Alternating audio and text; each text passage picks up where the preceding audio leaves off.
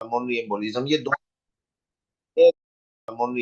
ये दोनों मैंने आप लोगों को जो है ना टॉपिक्स पढ़ाए हैं। निमोथोरेक्स भी मैंने आप लोगों को कार्डियक के चेस्ट पेन में बताया था, ठीक है। और प्लस जो है पल्मोनरी एम्बोलिज्म भी पढ़ाया था, लेकिन देखें वो थे कार्डियक रिलेटेड चेस्ट पेन के हवाले से। अब मैंने निमोथोरेक्स और पल्मोनरी एम्बोलिज्म जो दोनों टॉपिक्स डाले हैं, ये आप लोगों के लिए डिटेल में रेस्पिरेटरी रेस्पिरेटरी, अच्छा ठीक है। कंट्रोल ब्लीडिंग किसी ने सजेशन दी है, कंट्रोल ब्लीडिंग, ओके ओके, ठीक है, इसको भी कंसीडर करेंगे। एनीवे बहरहाल निमोथोरेक्स, ठीक ठीक है। थोरेक्स और पल्मोनरी एम्बोलिज्म यहाँ पर हम डिटेल में पढ़ेंगे, क्योंकि दोनों जो है रेस्पिरेटरी इमरजेंसी। और निमोथोरेक्स तो रेस्पिरेटरी वार्ड में अगर आप लोग काम करेंगे, चेस्ट वार्ड में आप लोग काम करेंगे, तो निमोथोरेक्स तो आप लोगों को मिलेगा ही मिलेगा। और ये लाइफ थ्रेटनिंग कंडीशन है। निमोथोरेक्स की टाइप्स क्या है, निमोथोरेक्स को मैनेज कैसे करते हैं, तो ये एक इंपॉर्टेंट रेस्पिरेटरी इमरजेंसी है। पेशेंट इमरजेंसी में हमारे पास निमोथोरेक्स के किस तरीके से आते हैं, किस तरीके से प्रेजेंट करते हैं, आज ये सारी डिटेल हम शेयर करेंगे आपसे, ठीक है। तो आप लोग देखें, समझें कि निमोथोरेक्स क्या है। Pneumothorax is an abnormal collection of air or gas in the pleural space separating the lung from the chest wall, which may interfere with normal breathing, causing the lungs to collapse. दो चीजें इसमें common है। एक तो ये collection of air है, हवा भर जाती है। सिंपल याद कर लें कि लंग में हवा भर जाती है। अच्छा भाई, हवा भरेगी तो क्या होगा, ये देखें, अब ये लंग है, ये नॉर्मल लंग है। ये आप देख सकते हैं अपनी स्क्रीन पे कि ये नॉर्मल लंग है। मैं इसको जूम कर देता हूं आप लोगों के लिए, ठीक है। ये देखें, ये नॉर्मल लंग है। और ये आपका क्या हो रहा है, ये चेस्ट वॉल से लग रहा है। और ये इसके बीच में क्या है, एक स्पेस है। चेस्ट वॉल और लंग के बीच में एक स्पेस है, जिसको हम प्लूरल स्पेस कहते हैं। ये आपका डायाफ्राम है। और यहाँ पर कोलेप्स, लंग लंग कोलेप्स हो गया है, और ये निमोथोरेक्स डेवलप हो गया है। कैसे कोलेप्स हुआ है, कोलेप्स क्यों कह रहे हैं हम, सिकुड़ गया है, देख रहे हैं आप, सिकुड़ गया, पुशअप हो गया है। लंग आपका यहाँ से पुशअप हो गया। क्यों पुशअप हो गया, क्योंकि यहाँ पे एयर भर गई। एयर के लें, गैस के लें, वो भर गई है, तो उसने क्या किया, उसको पुश कर दिया उस टिश्यू को। यहाँ पर टिश्यू आपका चेस्ट वॉल से लग रहा है, यहाँ पर चेस्ट वॉल पे नहीं लग पा रहा, ये पुशअप हो गया है। तो दिस इज कॉल्ड नीमोथोरेक्स। नीमोथोरेक्स, इससे आसान डेफिनेशन नहीं हो सकती आप लोगों के लिए, और ये आप लोग नहीं भूलेंगे, ठीक है ना। Causing the lungs to collapse, तो एयर जब भर जाएगी, तो जाहिर बात है, आपका पता है, ये लंग ही एक्सपेंड नहीं होगा। ये लंग एक्सपेंशन नहीं होगी तो ब्रीदिंग कैसे लेंगे, तो नॉर्मल ब्रीदिंग में इंटरफेरेंस होगी।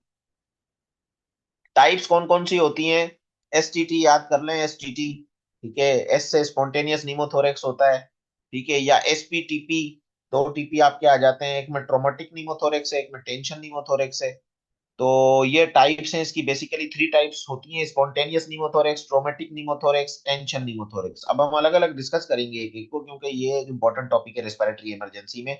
और बहुत ही प्लूरल कैविटी, अब यहाँ पर भी आप देख सकते हैं, लंग कोलेप्स है, लंग और ब्रोंकस रप्चर है। बहरहाल इसको डिटेल में वहां पे डिस्कस कर लेते हैं। ओपन निमोथोरेक्स या टेंशन निमोथोरेक्स क्या है, ये भी क्लियर हो जाएगा आपको। ये आ जाते हैं स्पॉन्टेनियस निमोथोरेक्स, फर्दर डिवाइडेड है टू टाइप्स में, एक प्राइमरी और एक सेकेंडरी, ठीक है। प्राइमरी स्पॉन्टेनियस थोरेक्स या सेकेंडरी स्पॉन्टेनियस निमोथोरेक्स। इस प्राइमरी जो होता है उसमें लंग डिजीजेस नहीं होती। ये उन इंडिविजुअल्स में होता है जिनमें लंग डिजीजेस नहीं होती। ये टक्कर in young healthy individuals without underlying lung disease. It is due to the rupture of apical subpleural bleb. ये देख रहे हैं आप, कुछ थिन लोग होते हैं, टॉल, अक्सर आप लोगों ने देखा होगा, अंडरवेट टाइप, एक सीधे बिल्कुल पतले दुबले से लोग होते हैं मोस्टली। उनके अंदर इस तरीके के ना प्लूरल ब्लैब्स बने होते हैं, और वो रप्चर हो सकते हैं, तो दे कैन, उनके अंदर ये कॉमन होता है स्पॉन्टेनियस निमोथोरेक्स। मगर प्राइमरी और सेकेंडरी को डिफरेंशिएट करने का फर्क यही है कि प्राइमरी में आप लोगों को कोई भी जो है ना वो हिस्ट्री नहीं मिलेगी लंग की, अंडरलाइंग लंग डिजीज की।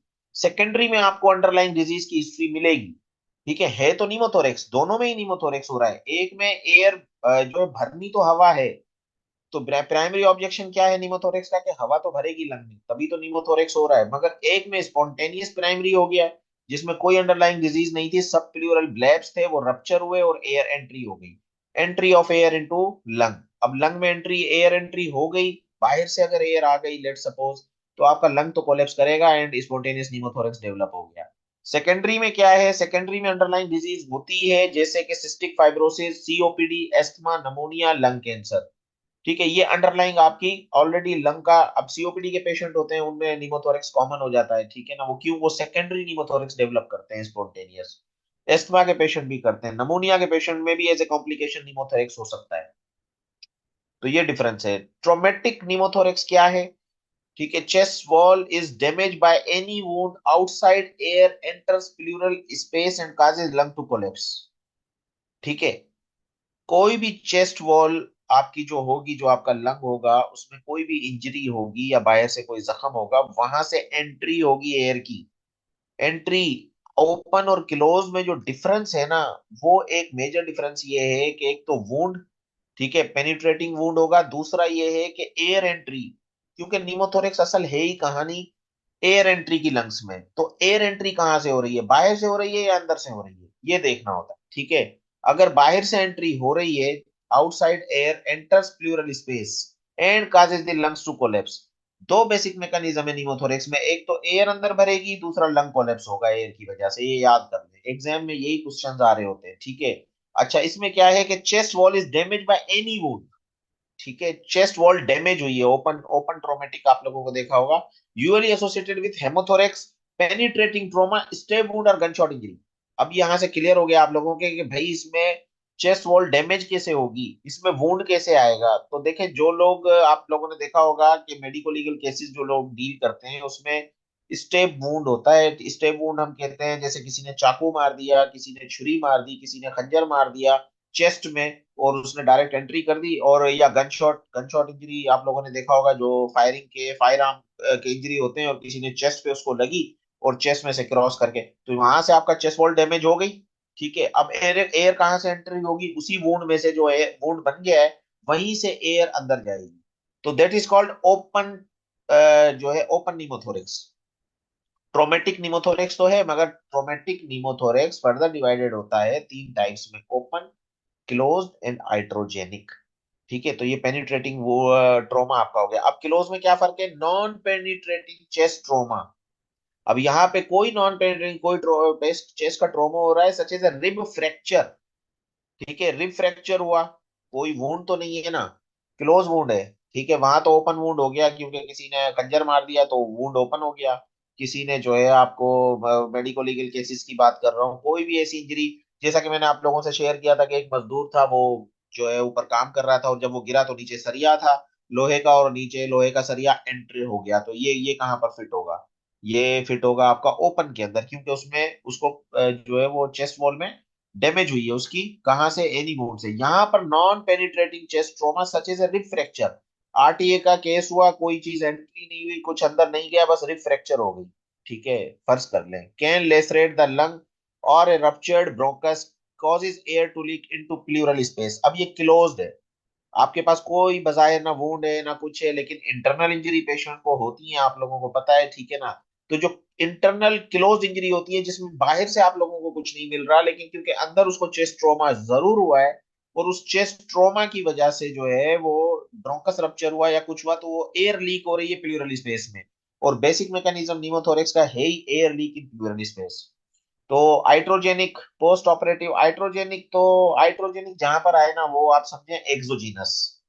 और एक्सोजीनस का मतलब है कि बाहर से। तो बाहर से कैसे होगा, पोस्ट ऑपरेटिव मैकेनिकल वेंटिलेशन। ठीक है, वेंटिलेटेड के पेशेंट्स देखे हैं आप लोगों ने, उनमें ऐसे कॉम्प्लिकेशन हो जाती है ट्रोमेटिक निमोथोरेक्स।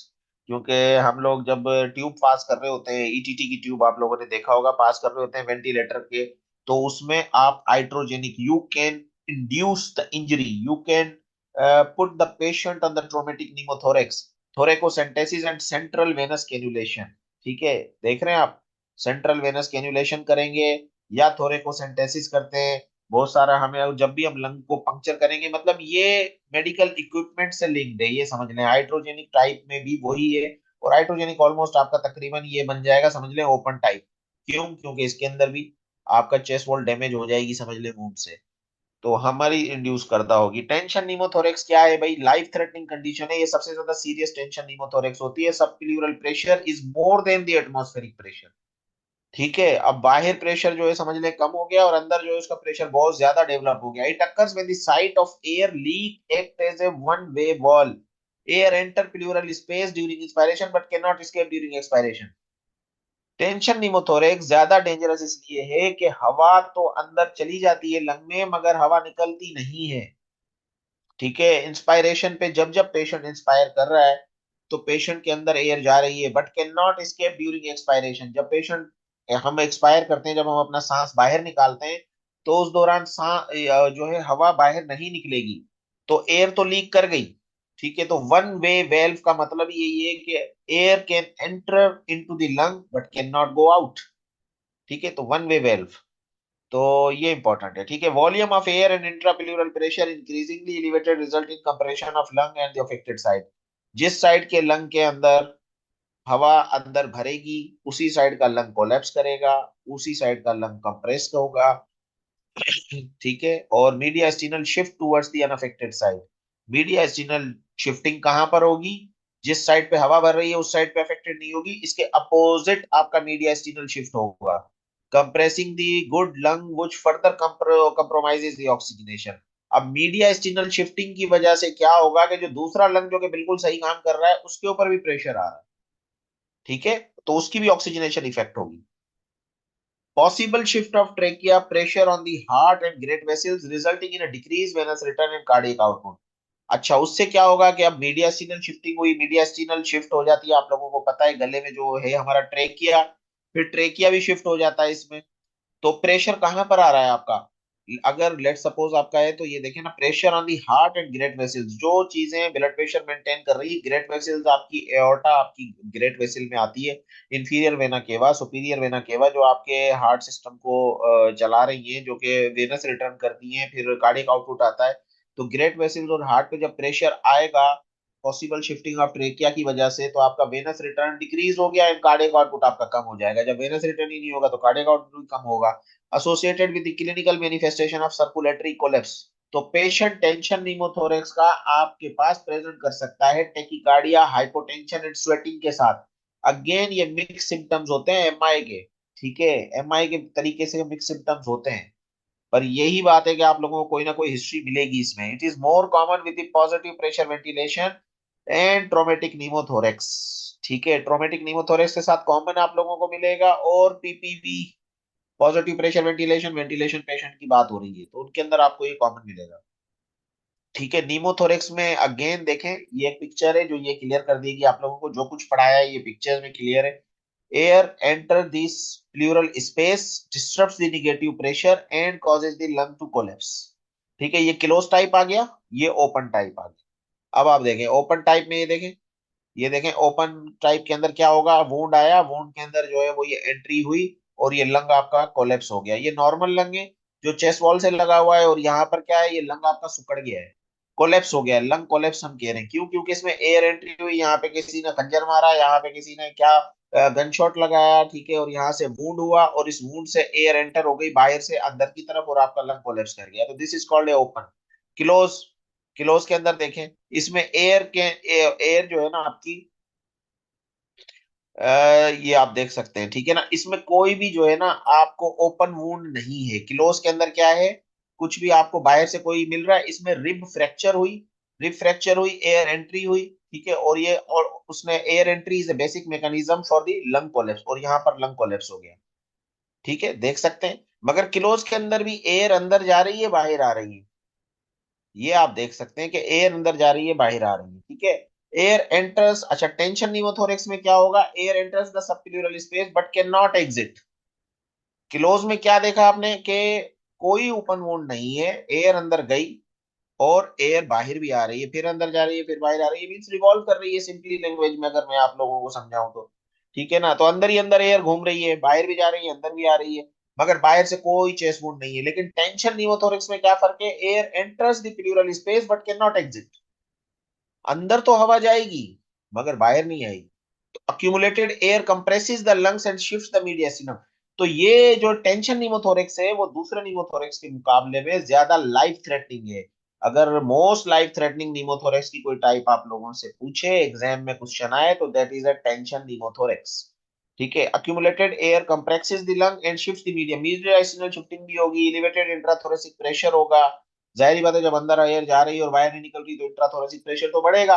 और जब इंट्राथोरेसिक प्रेशर बढ़ेगा तो वेनस रिटर्न के ये जो है वो इनवर्सली प्रोपोर्शनल है, तो लोअर कर देगा, वेनस रिटर्न के ऊपर भी प्रेशर आएगा, ग्रेट वेसल्स भी आपकी दबेंगी, कार्डियक आउटपुट भी कम होगा, पेशेंट शॉक के साथ प्रेजेंट होता है। तो टेंशन निमोथोरेक्स के patient mostly hypotension, low blood pressure, tachycardia इनके साथ प्रेजेंट करते हैं। और ये देख ले आप पिक्चर, ये देख ले, ठीक है ना। तो इसमें एयर तो अंदर जा रही है मगर एयर निकलती नहीं है बाहर।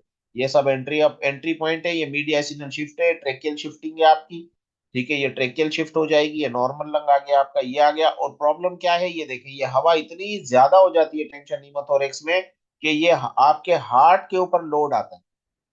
तो टेंशन निमोथोरेक्स और मीडिया सिग्नल शिफ्टिंग और ट्रेकियल शिफ्टिंग आपके ऊपर सारा जो है ना ग्रेट वेसल और हार्ट के ऊपर लोड डाल रही है। तो उस वजह से जो है आपका हार्ट का कार्डियक आउटपुट भी कम हो जाता है, ब्लड प्रेशर भी कम हो जाता है। तो ये ज्यादा लाइफ थ्रेटनिंग और सीरियस कंडीशन, ठीक है। Risk factors, men are far more likely to have pneumothorax, भाई सबसे ज्यादा मेल अफेक्टेड है, कार्डियोवास्कुलर डिजीज भी मेल में सबसे ज्यादा है, और निमोथोरेक्स भी या रेस्पिरेटरी इन्फेक्शंस भी मेन में कॉमन है। स्मोकिंग रिस्क फैक्टर है, एज, ठीक है। इसमें मैंने आप लोगों को बताया कि between the 20 to 40 years of हो जाए, specially person is very tall and underweight में आ गया ना, जो दुबले पतले और टॉल किस्म के लोग होते हैं वो बड़े रिस्क पर होते हैं इस तरीके के निमोथोरेक्स, स्पॉन्टेनियस निमोथोरेक्स के लिए, ठीक है। किसने क्वेश्चन किया है, क्वेश्चन किया है मैं, लेट्स सी। ओके, अच्छा, क्लियर हो रहा है। अच्छा, age, person is very tall and underweight, genetics, genetical तो रहेंगे, lung diseases, mechanical ventilation, a history of pneumothorax, ठीक है। निमोथोरेक्स की अगर प्रीवियस हिस्ट्री है तो वो भी रिस्क फैक्टर है। मैकेनिकल वेंटिलेशन जो हम लोग करते हैं आइट्रोजेनिक, मैंने आप लोगों को पढ़ाया कि जो वेंटिलेशन के दौरान निमोथोरेक्स इंड्यूस होती है हम लोगों से, आइट्रोजेनिक का मतलब ही ये है कि एक्सोजीनस या जो हम लोग इंड्यूस करते हैं, पैरामेडिक के लिए, हम लोग के लिए सब, तो हम डॉक्टर्स के एज ए कॉम्प्लिकेशन हो सकती है मैकेनिकल वेंटिलेशन की निमोथोरेक्स डेवलप होना। तो ये रिस्क फैक्टर्स हैं। पैथोफिजियोलॉजी क्या है भाई, नॉर्मल पीपल में क्या होता है, pressure in pleural space negative होता है during the entire respiratory cycle में। अगर आप नॉर्मल रेस्पिरेटरी साइकिल देखेंगे तो आपके प्लूरल स्पेस में कोई तो प्रेशर जो है वो निगेटिव होता है। Two opposite forces result in a negative pressure in the pleural space, ठीक है। फिर उसके बाद two opposite forces result in a negative pressure in the pleural space, overall pull of the chest wall and elastic recoil of lung. देखिए lung जो है ना वो चेस्ट वॉल से लगा हुआ होता है हमारा, और उसमें कोई स्पेस जो होती है प्लूरल स्पेस में होती है, उसमें हम इंस्पायरेशन एक्सपायरेशन के दौरान ऑब्वियसली जो है वो एयर की एंट्री और एग्जिट चलती रहती है। मगर this negative pressure will be disappeared if any communication develop between the alveolus and other intrapulmonary air space and pleural space. जब प्लूरल स्पेस आपकी डिस्टर्ब हो जाएगी, एयर की एंट्री जो बैलेंस, जो निगेटिव इंट्राथोरेसिक प्रेशर था वो बरकरार नहीं रहेगा। ऑब्वियसली एयर आपका एंट्री हो रही है या लीव कर रही है, तो ऑब्वियसली आपकी प्लूरल स्पेस जब डिस्टर्ब हो गई तो it can lead to pathophysiology. यही है इसकी बेसिकली, असल है ही गेम इसमें एयर का या गैस का। Air will flow into the pleural space until there is no longer a pressure difference of or the communicated is seen। अच्छा, ये अगेन एक पिक्चर आ गई है अब, क्लोज निमोथोरेक्स, ठीक है, ओपन निमोथोरेक्स, टेंशन निमोथोरेक्स, ये वही सेम पिक्चर अगर आप देखेंगे वही सेम मैकेनिज्म है जो मैं आप लोगों के लिए क्लियर कर चुका हूं, लेकिन ये प्रेशर डिफरेंस के हवाले से है, ठीक है। क्या है, air in the pleural space, जो अभी मैंने पिछली स्लाइड में आप लोगों को बताया, the pleural cavity pressure is less than the atmospheric pressure. Close pneumothorax में प्रेशर का क्या डिफरेंस होता है कि प्लूरल कैविटी प्रेशर जो होता है वो कम होगा एटमॉस्फेरिक प्रेशर से। और ओपन निमोथोरेक्स में क्या होगा, the pleural cavity pressure is equal to atmospheric pressure. क्यों क्यों क्योंकि इसके अंदर देखे गन शॉट वुंड आ गया, स्टेप वुंड हो गया, तो आपके अंदर एयर इतनी जा रही है और उतनी बाहर आ रही है, ठीक है। जब इसमें एयर उतनी जा रही है उतनी बाहर आ रही है तो ये तो इक्वल हो गया ना एटमॉस्फेरिक प्रेशर से। और ये आप देखेंगे तो द,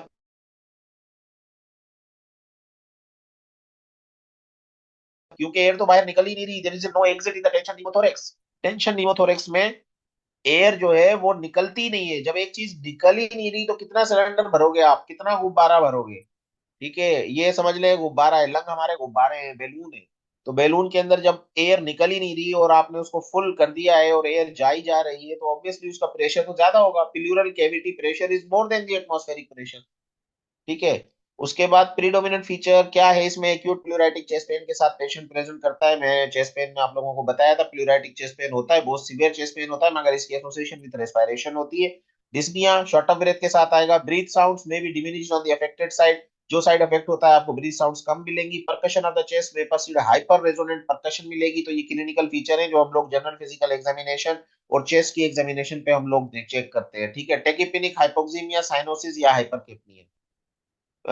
अब पी थोरेक्स आप लोगों का एक निमोनिक है, ये याद कर लें कि किस तरीके से प्रेजेंट करेगा निमोथोरेक्स का पेशेंट। प्लूराइटिक चेस्ट पेन के साथ प्रेजेंट करेगा। ट्रेकियल डेविएशन हमें देखनी है, हाइपर रेजोनेंस देखनी है, सडन ऑनसेट होगा। सडन ऑनसेट होगा, ये होगा, ठीक है। Reduce breath sounds and dyspnoea and absent fremitus, X-ray shows collapse, ठीक है। वोकल फर्मिटस पता है ना किसको कहते हैं, जो हम पेशेंट से कहते हैं 111 999, ठीक है। आप बोले एक जो है नो नो नो, जो नाक की आवाज निकलती है, नेजल साउंड निकलती है, उसको वोकल फर्बिटस कहते हैं। वहां पे आपको एब्सेंट मिलेगी या डिक्रीज मिलेगी ब्रीथ साउंड्स, वो हम देखते हैं, ठीक है। डायग्नोस्टिक एवोल्यूशन में हिस्ट्री इंपॉर्टेंट है, फिजिकल एग्जामिनेशन इंपॉर्टेंट है, CT scan to identify the lung lesion, CT scan, X-ray. The characteristic of pneumothorax, pneumothorax हम वैसे बेसिकली तो हम चेस्ट एक्सरे पे ही जाते हैं, और चेस्ट एक्सरे पे हमें पता चल जाता है क्योंकि इसमें तो ऑब्वियस फाइंडिंग है, ठीक है ना। चेस्ट का अल्ट्रासाउंड भी करा सकते हैं बहरहाल, आजकल तो फोकस आ गया है, पॉइंट ऑफ केयर अल्ट्रासाउंड या ई फास्ट जो अल्ट्रासाउंड आजकल हम लोग करते हैं ट्रोमा के पेशेंट्स में। अब तो बहुत जदीद चीजें आ गई हैं, तो चेस्ट अल्ट्रासाउंड भी बड़ा कॉमन है, जल्दी से हम कर लेते हैं। कोई भी ट्रोमा का पेशेंट है, जल्दी से देख लेते हैं, निमोथोरेक्स जल्दी कंफर्म हो जाता है। इवन एक्सरे से पहले आपका अल्ट्रासाउंड आपको बता देगा कि ये निमोथोरेक्स है या नहीं। एक्सरे की फिल्म आने में भी टाइम लगेगा समझने। तो क्या करना है, ट्रीटमेंट क्या है भाई? पैथोलॉजी अगर समझ आ गई आप लोगों को कि ये प्रॉब्लम इसमें होता क्या है, तो आप ट्रीटमेंट भी आसानी से समझ जाएंगे कि एयर का प्रॉब्लम है, अंदर एयर जा रही है, ओपन हो क्लोज हो, कहाँ से एयर नहीं निकल रही है, तीनों टाइप से। तो इसमें क्या होगा भाई, लंग हमारा एक्सपैंड ही नहीं कर रहा है, लंग हमारा सुकड़ गया है ना, फेफड़े हमारे सुकड़ गया है, इसके अंदर हवा भर गई है, फेफड़े सुकड़ गए हैं, तो आप क्या करेंगे? लंग एक्सपेंशन करेंगे, ठीक है, टू एलिमिनेट द पैथोजेनेसिस, जो अंडरलाइन कॉज है उसको ट्रीट करेंगे। अगर ये नमूनिया की वजह से सिकुड़ गया है तो आप नमूनिया को ट्रीट कर लें, अगर सीओपीडी की वजह से कॉम्प्लिकेशन है तो सीओपीडी को ट्रीट कर लें। तो पैथोजेनेसिस तो ट्रीट करनी पड़ेगी, अंडरलाइन कॉज को ट्रीट करना पड़ेगा to decrease pneumothorax recurrence. Simple aspiration करनी है। इसका इंपॉर्टेंट लाइफ सेविंग आप लोगों ने बड़े वीडियोस देखी होंगी। कोई लोग अचानक से जिनको शीशा शीशा लग गया, जिसमें इसमें तो एग्जांपल दी हुई है कि गन शॉट वुंड हो या खंजर लग गया हो, लेकिन शीशा भी बहुत सारे लोगों को अंदर हो जाता है, और उसकी वजह से जो है एक दो मॉल्स की वीडियो चल रही थी, किसी फोरम पे मैंने देखा था, तो उसके अंदर वो निमोथोरेक्स डेवलप करते हैं, ठीक है ना। जैसे शीशा था और वो शीशा गिर गया किसी शख्स के ऊपर शॉपिंग मॉल में, और वो शीशा उसको पेनिट्रेट करके अंदर चला गया और निमोथोरेक्स डेवलप कर दिया सडन ऑनसेट। तो आप ऐसी सिचुएशन में क्या करते हैं कि आप नीडल पास करते हैं और पेशेंट के अंदर जो हवा भर गई है लंग में, उस हवा को निकाल दें। जब हवा निकाल देंगे तो आपका लंग एक्सपेंड हो जाएगा, जब लंग एक्सपेंड हो गया तो आपकी ऑक्सीजनेशन और सब चीजें, क्योंकि लाइफ थ्रेटनिंग कंडीशन है। इंटरकोस्टल ट्यूब ड्रेनेज है। अच्छा, हवा भर गई, आप लोगों ने नीडल पास की, हवा निकल गई, वो आपने इमीडिएट ट्रीटमेंट कर लिया, ये मैं बता दूं, ठीक है। लेकिन उसके बाद जो है इंटरकोस्टल ट्यूब ड्रेनेज असल इंपॉर्टेंट है। आप लोगों ने देखा होगा ट्यूब पास करें भाई, ट्यूब पास ट्यूब रहती है फिर ऐसे पेशेंट में। तो ट्रोका ट्यूब थोरेकोटोमी, सर्जिकल ट्रीटमेंट में प्लूरोडेसिस या निमोनेक्टोमी कर सकते हैं। Simple aspiration, aspiration can be done by needle और catheter. A volume of less than 2.5 liter has been aspirated on the first attempt, ठीक है। Repeated aspiration is reasonable for primary pneumothorax when the first aspiration has been unsuccessful. भैया आप try कर सकते हैं, आपको try तो करना है, ये देख रहे हैं ना, ठीक है ना। अगर आपको ये ड्रेन तो करना है कुछ भी हो, लेकिन जैसे ही आपने नीडल पास की है, हवा निकल जाएगी, लेकिन वो ट्रीटमेंट नहीं है। अब ये देखें संकिन लंग एंड निमोथोरेक्स एप्लीकेशन किस तरीके से होगा, ये देख सकते हैं आप, ठीक है। उसके बाद ये ट्रोका ट्यूब थोरेकोस्टोमी है, किस तरीके से करते हैं ये भी आप देख लें, ये प्रोसीजर है। ये ट्रोकार ट्यूब है, आप ये देख सकते हैं इसके हाथ में, ये ट्रोकार ट्यूब है। Insertion of trocar into pleural space, insertion of chest tube through trocar, ठीक है। चेस्ट ट्यूब हम डालेंगे जैसे हम ईटीटी के थ्रू डाल देते हैं ना, तो ये देखें आप, ये ट्यूब डाल रहा है। पहले उसने ट्रोकार पास किया, ट्रोकार के बाद उसने ये ट्यूब चेस्ट ट्यूब डाल रहा है, तो असल तो चेस्ट ट्यूब है, इसका ट्रीटमेंट है इसका चेस्ट ट्यूब। लेकिन आपको नीडल डाल के डीकम्प्रेस करना है, पेशेंट की हवा निकालनी है चेस्ट की, ताकि उसकी लाइफ सेव हो। Common site for chest tube insertion is the second intercostal space. अब ये बड़ा एग्जाम में क्वेश्चन आता है, ठीक है। मोस्ट कॉमन साइट आपको मिलेगी सेकंड है, लेकिन alternative site now commonly used is a mid axial line of fourth and fifth intercostal space for cosmetic reason and also for when pleural effusion. अगर पेशेंट निमोथोरेक्स और pleural effusion के साथ है तो फिर कहां से साइट लेंगे, फिर फोर्थ एंड फिफ्थ लेंगे आप। अब यहां से क्वेश्चन निकाल देते हैं वो लोग, ठीक है ना, अक्सर करके जो क्वेश्चन आ रहे होते हैं ना, वो इस तरीके से निकाल देते हैं। अगर सिर्फ निमोथोरेक्स की बात हो रही होती है और बेस्ट साइट आपसे पूछी जाए, कॉमन साइट पूछी जाए, तो सेकंड। ठीक है, फोर्थ एंड फिफ्थ भी ऑप्शन हो सकता है, मगर कब बेस्ट ऑप्शन है, जब प्लीरल इफ्यूजन भी आपकी साथ में हो। तो नो बबल रिलीज आप लोगों को ये देखना है, ठीक है। Second for dental compression not just tube, second ICC. Yes yes yes yes yes, you are right doctor Umar, आप सही कह रहे हैं। ठीक है ना, the lung re-expansion, no bubble released. The lung re-expansion, the chest tube is obstructed by secretion और blood clot. तो ये इंपॉर्टेंट है, चेस्ट ट्यूब की केयर बड़ी इंपॉर्टेंट है। चेस्ट ट्यूब क्योंकि अक्सर करके ब्लॉकेज हो जाती है, सीक्रेशन या ब्लड क्लॉट जमा ना हो। Chest tube shift to chest wall, the hole of the chest tube is located in the chest wall if the lung are expanded, removing the chest tube 24 hour after re-expansion. Otherwise, the chest tube will be inserted again or regulated the position. देखिए, lung expand करना चाहिए, वरना जो removing the chest tube 24 hour after a re-expansion. तो हमें देखना होता है पेशेंट का रेस्पॉन्स, कि पेशेंट कैसा रेस्पॉन्स कर रहा है। और लंग को टाइम चाहिए हील होने के लिए, तो चेस्ट ट्यूब आपने देखा होगा पेशेंट्स के लगी रहती है, 3 डेज 4 डेज इवन लगी रहती है, जब तक उनके, क्योंकि lung needs time to heal. तो जो हम नीडल पास करते हैं उससे तो डीकम्प्रेशन तो हो जाता है, पेशेंट आपका जो है वो एकदम इमीडिएटली रिलीफ उसको मिल जाता है। लेकिन जो असल उसकी हीलिंग है या जो उसकी प्रोसीजर है ताकि वो रीअक्यूमुलेट ना हो, वो चेस्ट ट्यूब ही इसका ट्रीटमेंट। नर्सिंग मैनेजमेंट में ineffective breathing pattern, empire tissue perfusion, risk of infection, ठीक है ना, ये सारे फैक्टर्स हैं जिन जो कि एक नर्सिंग मैनेजमेंट में आते हैं, हमें जो हमें कंट्रोल करने हैं। पल्मोनरी एम्बोलिज्म पे आ जाते हैं हम जल्दी से, ठीक है। पल्मोनरी, क्योंकि आज मुझे कहा गया है कि 10 बजे, अभी हम सेकंड सेशन, अगर ये कट हो जाती है तो आप ज्वाइन कीजिएगा, 10 बजे तक क्लास कंप्लीट करनी है हमें, ठीक है। ये पल्मोनरी एम्बोलिज्म है, आज की क्लास वैसे भी ये शॉर्ट ही है, ठीक है, मतलब ये पूरा हो जाएगा हमारा। अच्छा, पल्मोनरी एम्बोलिज्म मैंने कार्डियक में आप लोगों को बता दिया था, लेकिन हम फिर भी इसका ओवरव्यू यहाँ पर देखते हैं रेस्पिरेटरी पैटर्न के हिसाब से, ठीक है। ओवरव्यू ऑफ पल्मोनरी सर्कुलेशन देखेंगे, पल्मोनरी एम्बोलिज्म की डेफिनेशन देख लेते हैं, रिस्क फैक्टर्स सारे। तो ये पल्मोनरी सर्कुलेशन है आपकी, ठीक है। सुपीरियर वेना केवा से देखें ब्लड कहाँ जा रहा है आपका, फिर ठीक है। ये इंफीरियर वेना केवा से कहाँ ब्लड गया आपका, ये इंफीरियर वेना केवा से आपका राइट एट्रियम में गया, ये ब्लड फ्लो है जो नॉर्मली ब्लड फ्लो, ठीक है ना, राइट एट्रियम में गया, फिर ये राइट वेंट्रिकल में गया, फिर ये आपका आ गया देखें, ठीक है ना, ये सुपीरियर वेना केवा और लेफ्ट वेंट्रिकल में, यहाँ से ये ब्लड का पूरी रेस ब्लड सर्कुलेशन है नॉर्मली जो हम लोगों का करता है, ये आपका पल्मोनरी आर्टरी में जाएगा ना, आरवी से लेके आपका ये पल्मोनरी आर्टरी में जाएगा, ठीक है। तो दो बड़ी ये वेसल्स, ये याद रखें, नॉर्मल है, ये एओर्टा है, ये एओर्टा है, ठीक है ना। ये और जल्दी से चलते हैं, ये तो जस्ट है occlusion of pulmonary artery lies bye blood clot. Pulmonary embolism है क्या, पल्मोनरी एम्बोलिज्म में ऑक्लूजन ऑफ पल्मोनरी आर्टरी, अब पीछे मैं आप लोगों को दिखाऊं, पल्मोनरी आर्टरी देख लें आप लोग, ठीक है। ब्लड फ्लो अगर आप लोगों को याद होगा तो ये चीज समझ आएगी। इंफीरियर वेना केवा हमारा वेनस रिटर्न किया, ठीक है, और ये राइट एट्रियम में ड्रेन हुआ, राइट एट्रियम से राइट वेंट्रिकल में ड्रेन हुआ, और यहाँ पे पल्मोनरी आर्टरी में ब्लड जा रहा है। तो this is your pulmonary artery, जो कि मेजर वेसिल है आपकी, जो दो बड़ी वेसिल्स है जो हार्ट और सर्कुलेशन को मेंटेन कर रही है, जो ऑक्सीजनेटेड ब्लड और डीऑक्सीजनेटेड ब्लड सप्लाई करती है, वो एक aorta और पल्मोनरी आर्टरी है, ठीक है। तो अब आप समझें कि ये पल्मोनरी आर्टरी की ऑक्लूजन है बाय ब्लड क्लॉट। यहां पर फर्ज करें ब्लड क्लॉट आके फंसा पल्मोनरी आर्टरी में, lead to pulmonary embolism, result from the DVT that have broken off and travel to the pulmonary arterial circulation.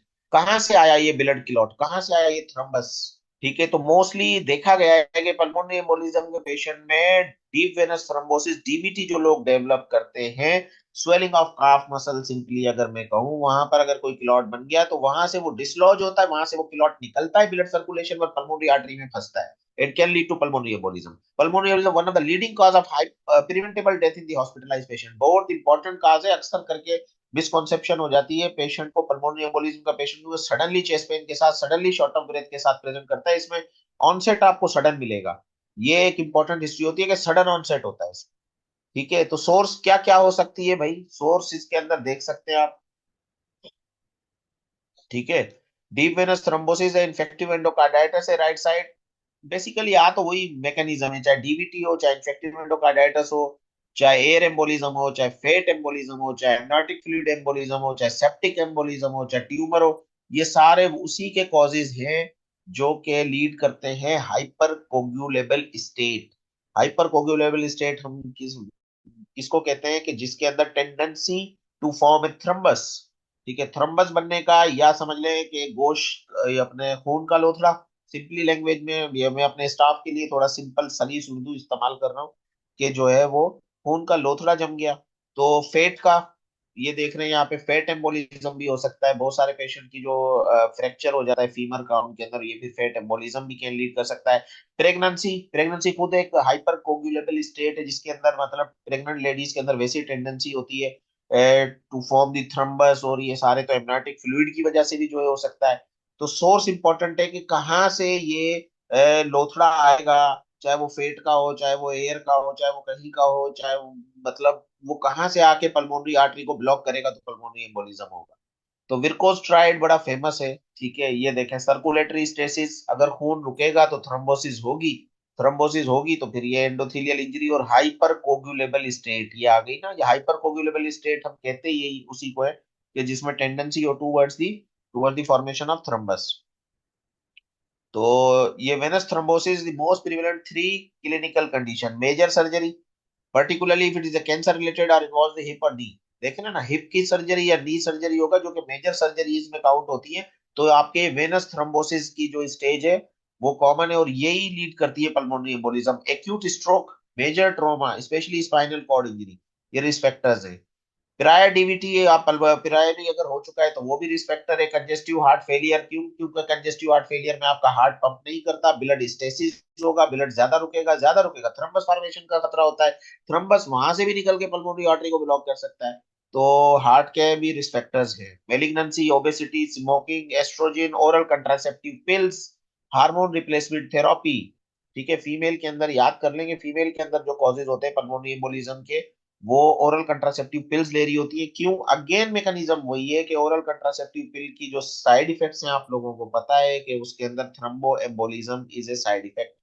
Hormone replacement therapy, pregnancy, lower limb injury, orthopaedic surgery, prolong immobilisation. जो patient bed bound होते हैं, move नहीं कर रहे होते हैं, prolong travel कर रहे होते हैं, तो उनके अंदर जब खून जहां पर रुक जाएगा, खून की सर्कुलेशन रुक जाएगी, पेशेंट सारा दिन लेटा हुआ है, इमोबिलाइज हो गया, लॉन्ग ट्रेवल है, लॉन्ग फ्लाइट से पेशेंट अपनी वार्म वार्म अप कर ही नहीं रहा अपनी बॉडी को, तो क्या होगा, ब्लड आपका जब सर्कुलेशन में नहीं आएगा तो वहां पे थ्रम्बस फॉर्मेशन या ब्लड के क्लॉट होने के चांसेस ज्यादा होते हैं। फिर वो ब्लड क्लॉट वहां से निकलेगा, निकल के आपकी पल्मोनरी आर्टरी में आके पल्मोनरी एम्बोलिज्म कर सकता है। Surgery requiring more than 30 minute general anaesthesia के अंदर, ये भी एक रिस्क फैक्टर है।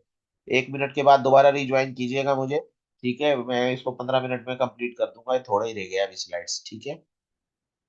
तो इसमें रिस्क फैक्टर में एज मोर देन 40 है, Venus stasis, factor 5, factor 5, protein C, protein S, ये सारे आपके ब्लड क्लॉटिंग फैक्टर्स हैं, इनकी डेफिशिएंसी हो जाती है, ठीक है ना। तो ये ऑब्वियसली